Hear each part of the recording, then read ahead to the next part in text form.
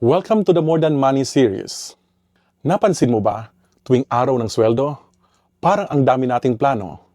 Bibili ako ng bagong cellphone, punta kami ng Tagaytay this weekend, o kakain kami ng mahal na steak. Tapos pagdating ng susunod na sweldo, napapatanong ka na lang, saan napunta ang pera ko? Sa banking, nakilala ko ang iba't ibang klase ng tao.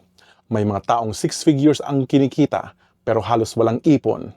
At may mga taong hindi kalakihan ng sweldo, pero nakakabili sila ng bahay, nakakapag-invest, at nagkakaroon ng financial peace of mind. Doon ko na-realize na ang financial freedom ay hindi nagsisimula sa mas malaking kita. Nagsisimula ito sa pagkakaroon ng plano. Kaya maraming financial planners ang gumagamit ng isang simpleng guide, ang 50-30-20 rule. Ano ang 50-30-20 rule? Ang 50-30-20 rule ay isang simpleng paraan ng pag-budget kung saan hinahati mo ang income mo. 50% para sa needs. Example, rent o mortgage, pagkain, utilities, transportation, at iba pang kailangan mo para mabuhay. 30% naman para sa mga wants like travel, restaurants, shopping, entertainment, o anumang nagpapasaya sa'yo. Walang masama sa pag-enjoy ng bunga ng pinaghirapan mo. At ang huling 20% ay para sa future mo, like emergency funds, savings, investments, o pambayad ng utang.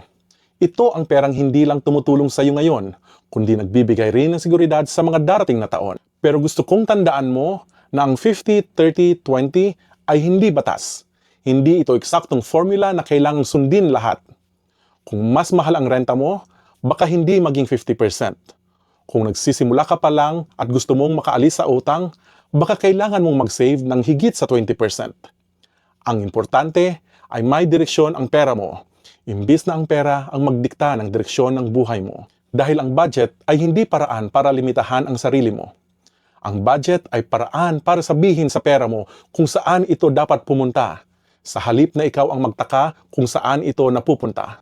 Hindi na-achieve ng tao ang financial freedom dahil lang sa laki ng kinikita niya. Mas madalas, dahil marunong siyang magdesisyon kung saan mapupunta ang bawat perang pinaghihirapan niya. So sa susunod na sweldo mo, huwag mo munang tanungin, ano ang pwede kong bilhin? Tanungin mo muna, ano ang gusto kong maging buhay ko 5 taon mula ngayon? Dahil ang sagot sa tanong na yan, ang dapat magdikta kung paano mo gagamitin ang perang hawak mo ngayon.